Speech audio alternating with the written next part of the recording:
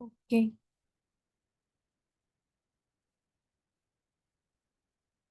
हम थे MCQ number 5 पे। केमिकली एंजाइम्स आर, एंजाइम्स की क्या नेचर है वो, या किससे बने होते हैं? A is protein, B is carbohydrate, C is lipid and D is fats.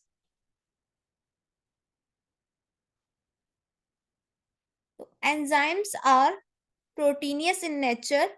Enzymes, जितने भी एंजाइम्स होते हैं वो प्रोटीन से बने होते हैं।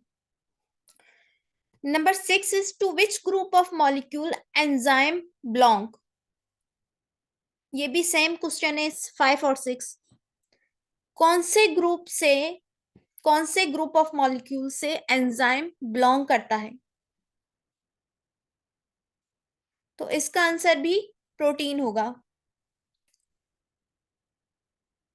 नंबर 7 एमसीक्यू इज जॉन लिल। आप अपना कैमरा ऑफ कर दे अरीबा, कैमरा ऑफ कर दे आप सब लोग अपना।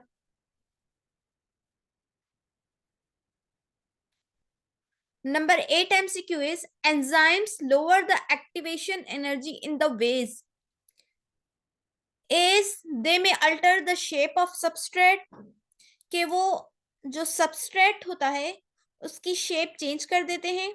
B is some enzymes do so by disrupting the charge distribution on substrate.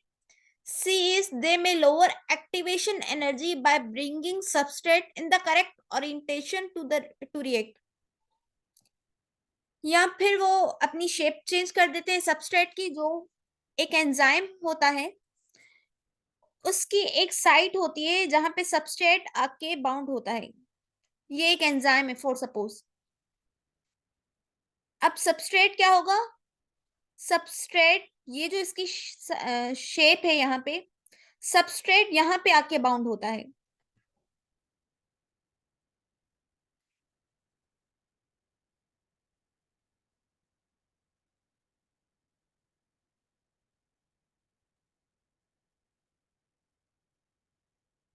अब ये सबस्ट्रेट है, ये यहाँ पे आके इस जगह पे बाउंड होगा। जैसी एंजाइम की शेप होगी वैसा ही सबस्ट्रेट होगा।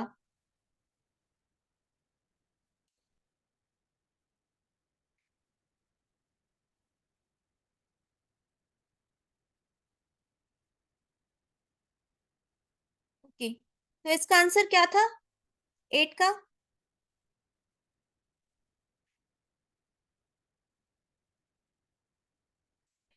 7 को क्या एमसीक्यूज को एक्सप्लेन करूं? The molecules on which enzymes act are, ये नहीं करवाया। 7 the molecules on which enzymes act are called, वो मॉलिक्यूल्स जो एंजाइम्स की तरह एक्ट करते हैं उनको हम क्या कहते हैं? A substrate, B is coenzyme, C is protein and D is enzyme substrate complex.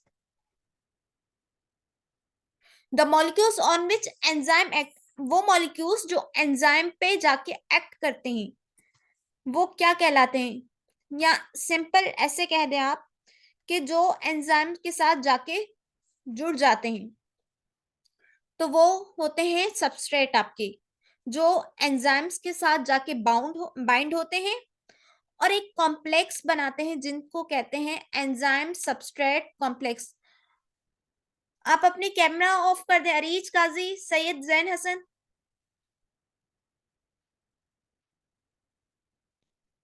The molecules on which enzyme act, तो वो जो मॉलिक्यूल्स होते हैं जो एंजाइम पे जाके एक्ट करते हैं उनको हम सबस्ट्रेट करते हैं।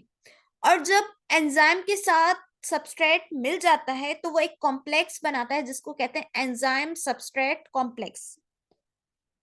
प्रोटीन से मुराद है एंजाइम्स और कोएंजाइम्स जो नॉन प्रोटीन होते हैं। 8 MCQ enzymes lower the activation energy in the ways.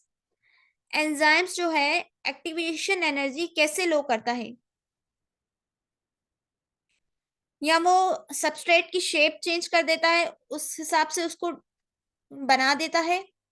Some enzymes do so by disturbing the charge distribution on, या चार्ज क्या होता है उनका, सबस्ट्रेट के ऊपर चार्ज की डिस्ट्रीब्यूशन होती है उनका कर देता है, या एक्टिवेशन एनर्जी को लो कर देता है। इस तरह के, by bringing substrate in the correct orientation to react, कि वो सबस्ट्रेट को उसी जगह पे जाके लगा देता है जहां पर उसकी जगह खाली होती है। For suppose upper side enzyme की है, वहां पे सबस्ट्रेट आके जुड़ना है और सबस्ट्रेट पड़ा हुआ है नीचे लोअर साइड पे, तो क्या करेगा एंजाइम जो है वो अपने आप को ओरिएंट करेगा, मूव कर देगा और उसी जगह पे आ जाएगा जहां पे सबस्ट्रेट पड़ा हुआ है। तो ये तीनों वेज है जिस वजह से एंजाइम एक्टिवेशन एनर्जी को लो कर देता है। डी है इसका करेक्ट आंसर,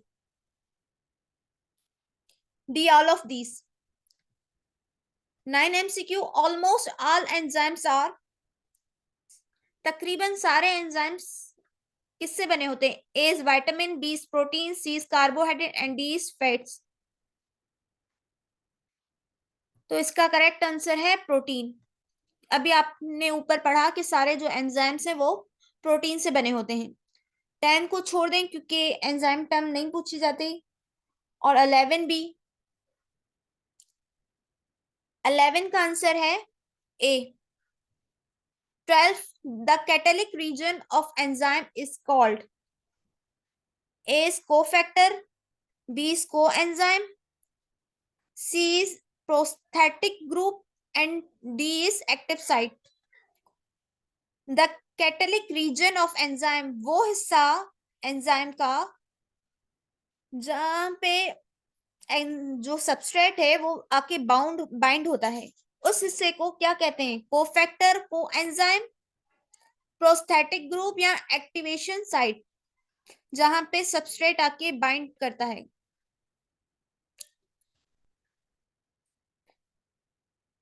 तो इसका करेक्ट आंसर है एक्टिव साइट, जहां एंजाइम का वो हिस्सा जहां पे सबस्ट्रेट आके बाइंड करता है उस हिस्से को हम कहते हैं एक्टिव साइट।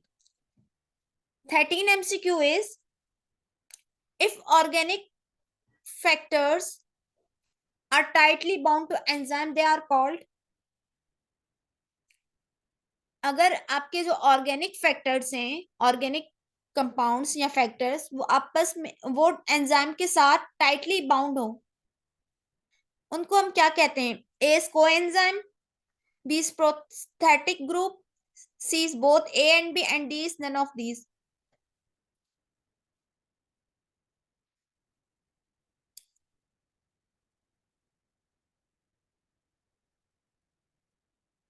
एंजाइम्स क्या होते हैं? एंजाइम्स जो होते हैं वो छोटे से मॉलिक्यूल्स होते हैं जो प्रोटीन से बने होते हैं, प्रोटीनियस नेचर होते हैं। जैसे बॉडी में बाकी सारे मॉलिक्यूल्स होते हैं ना, इसी तरह एंजाइम्स भी मॉलिक्यूल होते हैं आपके बॉडी में। एंजाइम्स का काम क्या होता है? ये प्रोटीन से बने होते हैं एक तो, इनफैक्ट बॉडी की हर एक चीज, हर एक पार्ट प्रोटीन से ही बना होता है।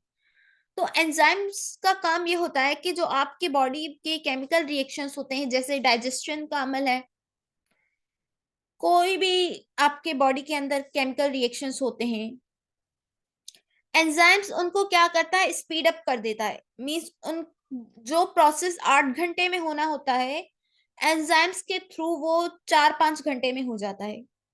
ये होता है बेसिक फंक्शन एंजाइम का।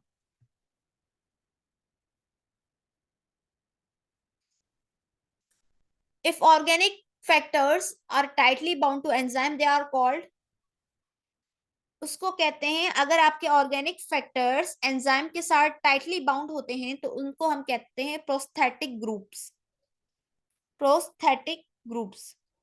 14 is, if organic cofactors are loosely attached with enzymes, अगर वही ऑर्गेनिक फैक्टर्स एंजाइम के साथ लूज अटैच हैं तो उनको हम क्या कहेंगे? 14 में, यहाँ पर 13 MCQ में देखें, ऊपर इस स्टेटमेंट दे रहा है कि आपके जो ऑर्गेनिक फैक्टर्स हैं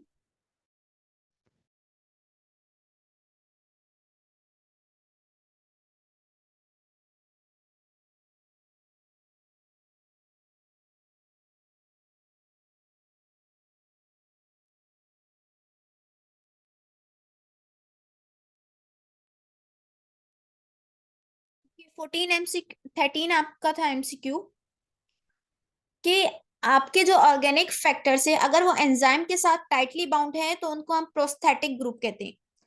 अगर वही एमसीक्यूज ओ वही ऑर्गेनिक फैक्टर्स आपके एंजाइम के साथ लूजली अटैच हैं तो उनको हम क्या कहेंगे? तो उनको हम कहते हैं कोएंजाइम्स।